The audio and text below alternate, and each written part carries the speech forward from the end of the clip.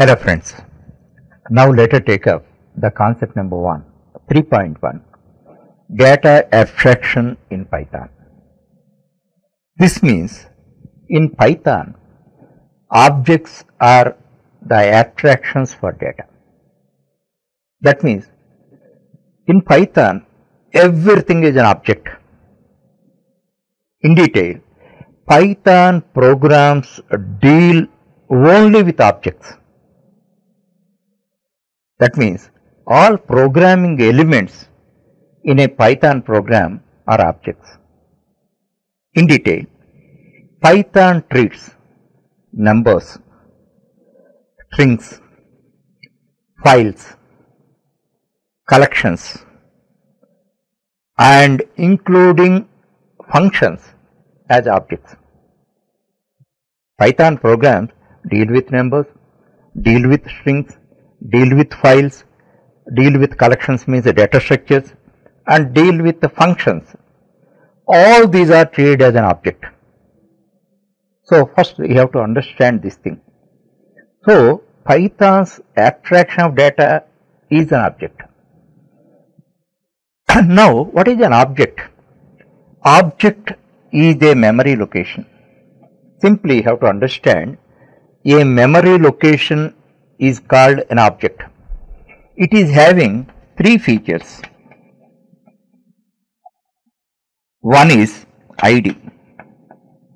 ID means you can understand as its name or address. ID.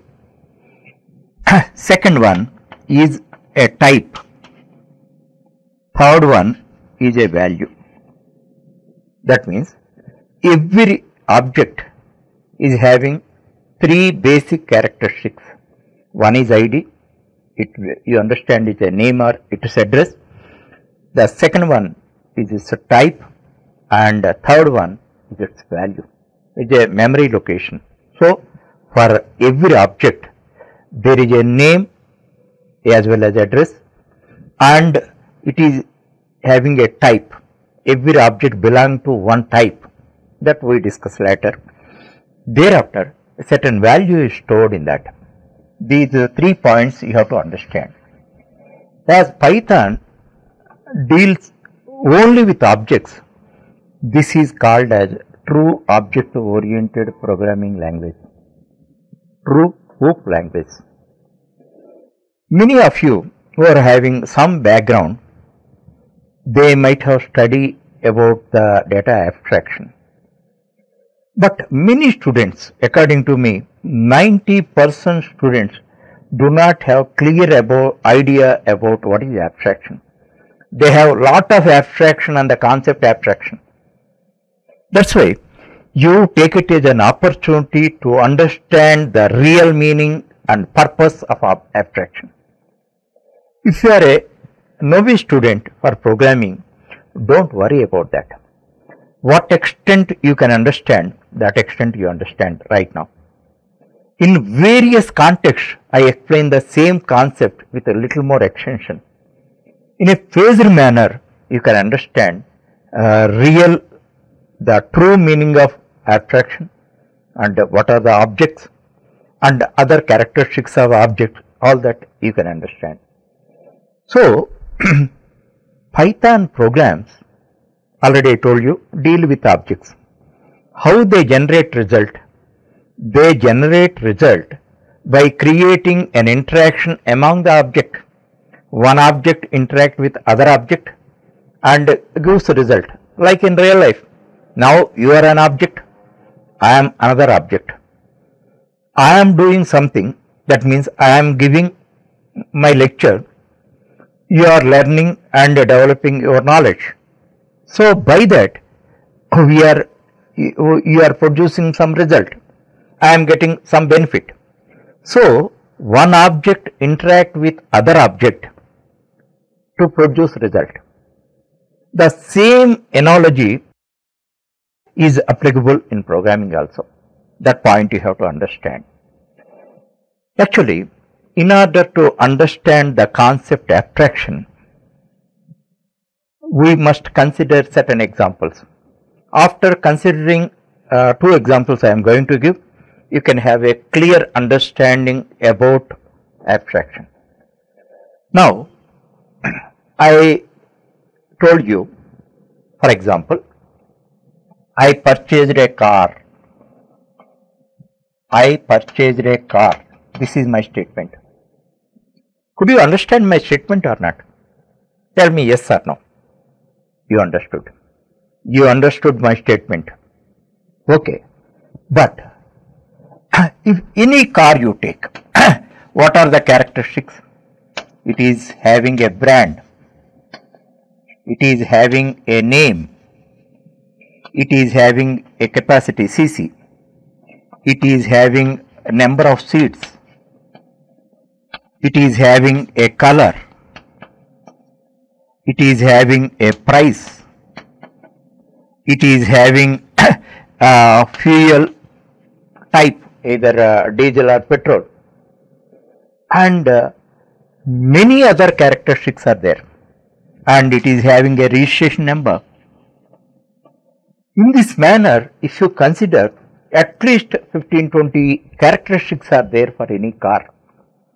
But I didn't give you any information regarding all these 15 or 20 aspects. But how could you understand my statement? Means that is abstraction. That means you got an abstract idea. I purchased a car means you know you got the idea that is having, that is the composition of all these features, but you do not know their value. You do not know their value means brand. You know that it is having a brand. You do not know it is a Maruti brand. it is having a name. You do not know its name. You do not know its CC. You do not know how many seater it is. You do not know its color. So you know that abstractly, you know that it is a composition of all these 15 features, 15 characteristics, but you do not know the specific values of this thing. That is called abstraction. Understand? So now car means you are able to understand car is an object. It is an abstraction. It represents a set of characteristics, but in abstraction you do not know their specific values. Understand? Then I will give you another example. I have a dog. I have a pet dog. I gave a statement. Now could you understand that or not? You could understand that. 100% you understand. But any pet dog you take, it is having a name, it is having a breed, it is having a color, it is having height, etc. Around 10 features are there.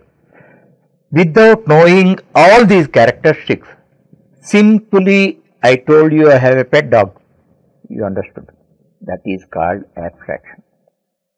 What is the advantage of this abstraction? You may get idea. Just I give you a briefing, because I should not dump all the aspects right now. You are really confused. Actually, car means you know that it is having 10 plus characteristics. 10 plus characteristics. Now I have Innova car. Innova car means then for all 10 plus characteristics you can give values. Name is Innova, its CC is this much, its price is this much, it is having number of seaters and all that.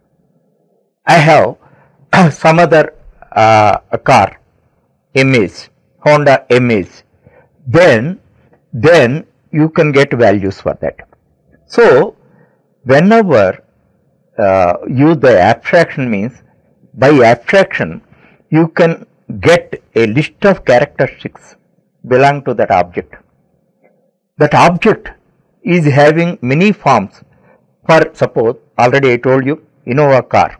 Innova car means certain values are there, and if it is a image car means different characteristics are there.